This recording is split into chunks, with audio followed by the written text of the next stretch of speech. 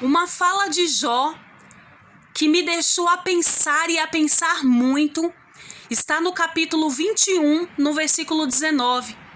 Jó, ele diz assim: os filhos pagam pelo pecado dos pais.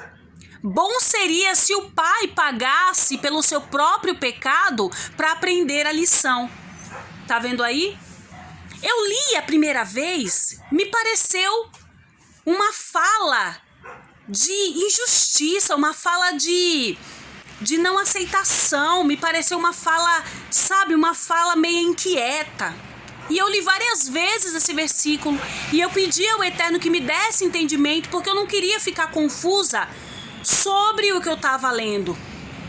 Essa fala de Jó me trouxe momentos que eu fiquei a pensar, realmente, de fato, por que a gente às vezes paga pelo pecado, né, dos nossos pais. Eu quero abrir um parênteses aqui para te falar que o Eterno não é injusto. Quando o Eterno diz que visitaria a maldade dos pais nos filhos até a 3ª e a 4ª geração, é justamente porque a criança, na sua inocência, ela vai apenas aprender e ensinar o que ela aprendeu com seu pai, com a sua mãe. Então, para ela, é normal. Por exemplo, uma família que chama bastante palavrão, para aquela criança é normal, faz parte, né? É vida que segue, é isso aí, né? Para outras famílias já é assim um pouco absurdo, né? Para quem tem um entendimento espiritual, já vê que é chamar demônios, né? Você chamar palavrão. Então, cada família, cada, né, pai, cada mãe ensina, na maioria das vezes, o que aprendeu. Nem todos os pais estão dispostos a melhorar seu aprendizado, modificar o que errou e passar a ensinar o bom caminho. Veja que a inclinação do filho que aprende com a prática do pai algo errado é justamente para algo errado, para mal, para coisas que não agradam ao Criador. Existe também, para não generalizarmos, aqueles pais que são pais, né, que ensinam o bom caminho e a criança, a pessoa, quando cresce, se perverte. Quando a criança, a pessoa está no seu estado de consciência, que ela sabe o que ela está fazendo, o Eterno já não tem aquela pessoa na sua inocência. O tempo da ignorância daquela pessoa era apenas quando ela era inocente. Não quando ela passa a saber das coisas, a conhecer as coisas.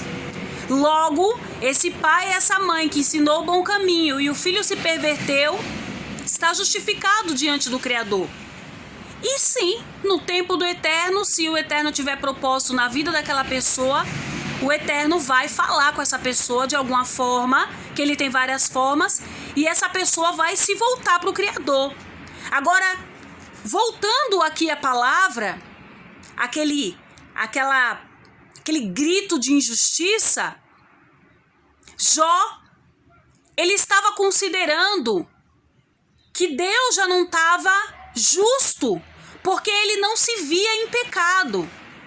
Aqui no capítulo 22, ele fala para Jó, se por acaso uma pessoa que é honesta, uma pessoa que faz tudo de bem, ela é melhor diante de Deus, ou ela não precisa prestar conta com Deus. Então ele começa aqui no capítulo 22 a trazer isso. Ô Jó, você tá falando que não pecou, você tá falando que não errou, né? Tudo bem, só que lucro isso tem pro Todo-Poderoso? Você dizer que não fez, ou você realmente não ter feito?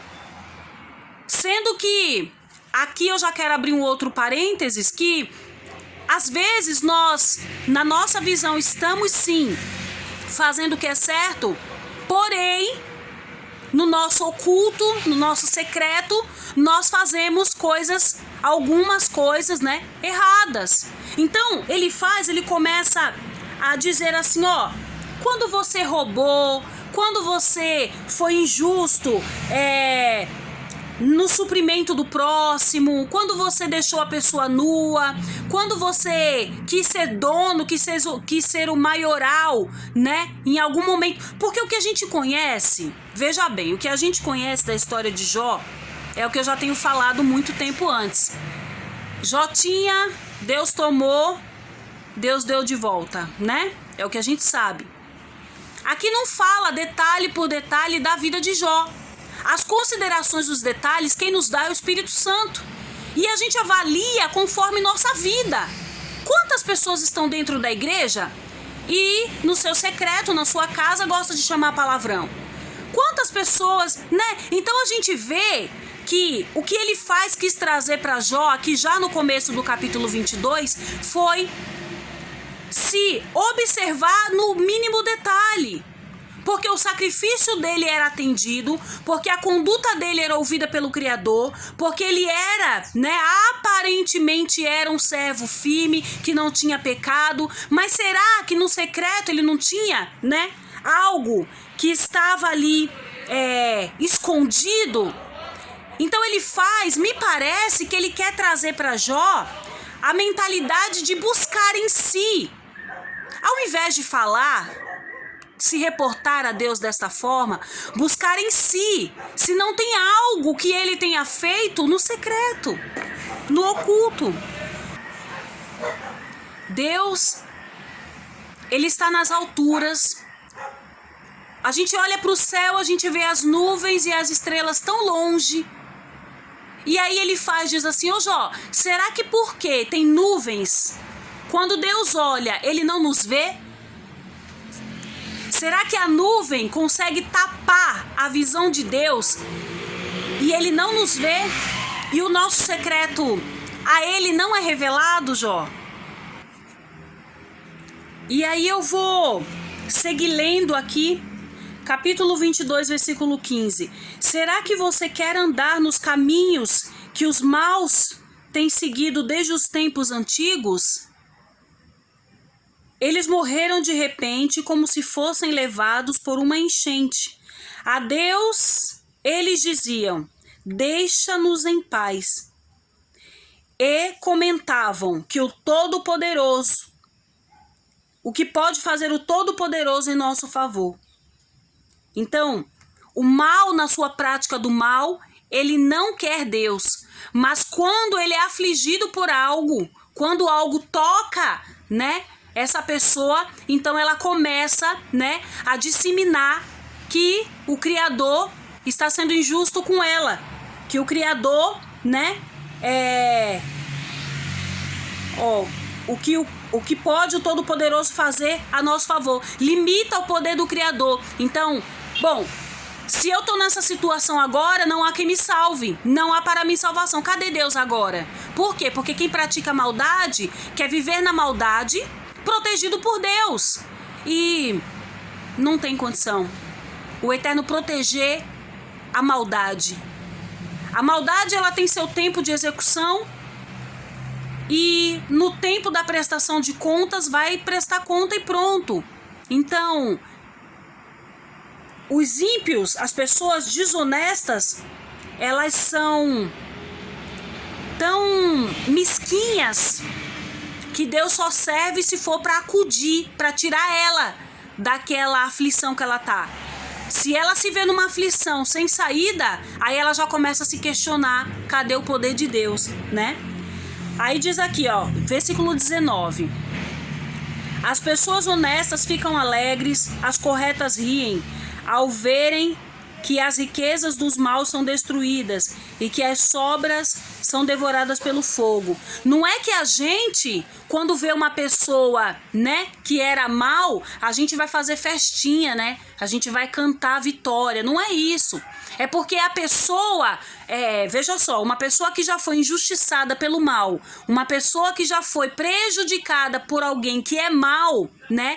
Ela vai olhar aquela situação do mal pagar o que ele fez E ela vai falar, poxa, então para mim houve justiça, Deus me justificou. Agora vejo que Deus teve o seu tempo de me justificar. Então quando a palavra se diz assim, ó, os corretos riem, né? Não é que eles estão se alegrando, é porque eles sentem alegria na sua alma, gozo na sua alma, tranquilidade na sua alma, porque houve justiça para eles, né?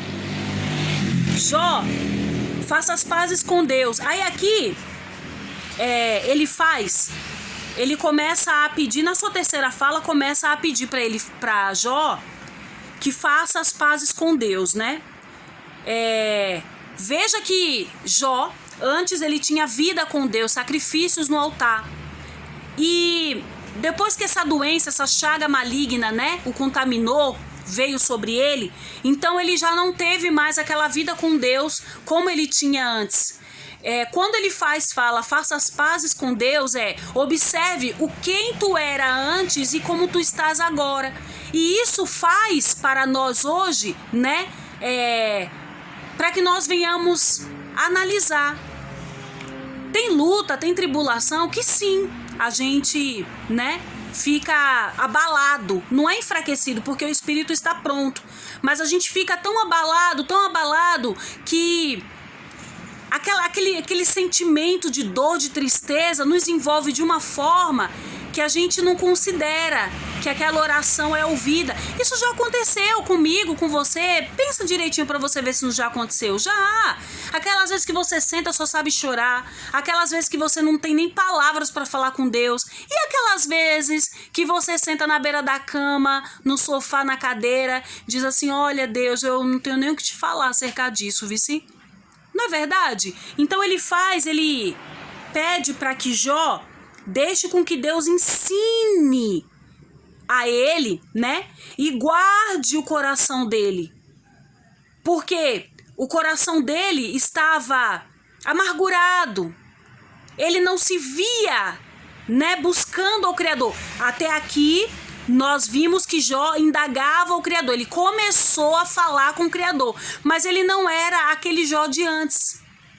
Já era, espiritualmente falando, já não era, né, aquela potência de oração, de vida com Deus. Então, às vezes, dependendo da bênção, dependendo do que nós estamos pedindo para o Senhor, requer um pouco mais de sacrifício, requer um pouco mais de nós.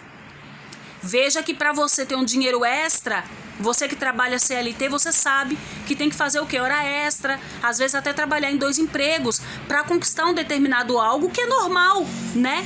O salário é baixo, né, tal, então a gente vai lutar com as nossas armas. O que não foi diferente aqui na ilustração de Elifaz para Jó, né? Jó, Elifaz não estava querendo ensinar para Jó nada, né? Ele estava olhando de fora aquela situação e da forma que ele podia ajudar, que era com palavras de aconselhamento, ele no ver dele aconselhava, né? E Deus, no seu poder, na sua onisciência, direcionava tudo aquilo.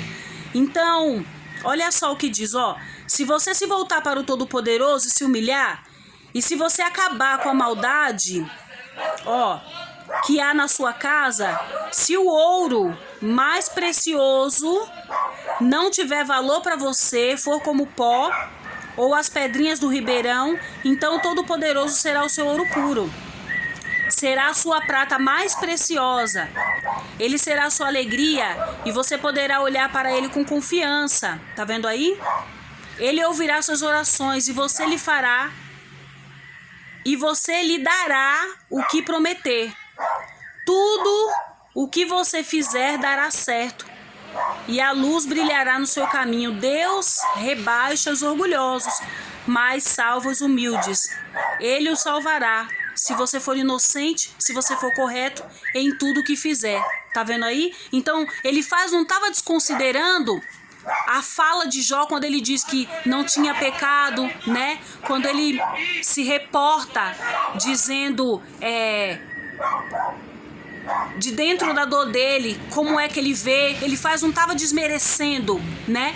Mas Elifaz estava considerando assim, ó Jó, dá uma olhadinha para si, cara. sabe? Olha para dentro de você, vê que você acordou essa manhã de repente, meu querido, minha querida, né? A luta, a aflição que você tá passando, né? Quando você acorda, você já acorda cansado, fala, poxa, tudo de novo, vou começar tudo de novo, olha só, vou enfrentar tudo, tô sozinha, né? Mas você considerar que acordou naquela manhã é porque Deus tem para ti, né, uma nova oportunidade de no mundo espiritual você conseguir rebater, né, e vencer aquela tribulação. Nós ainda estamos no capítulo 22 de Jó. Tem muita água para correr debaixo dessa ponte. O Eterno te abençoe e até a próxima gravação.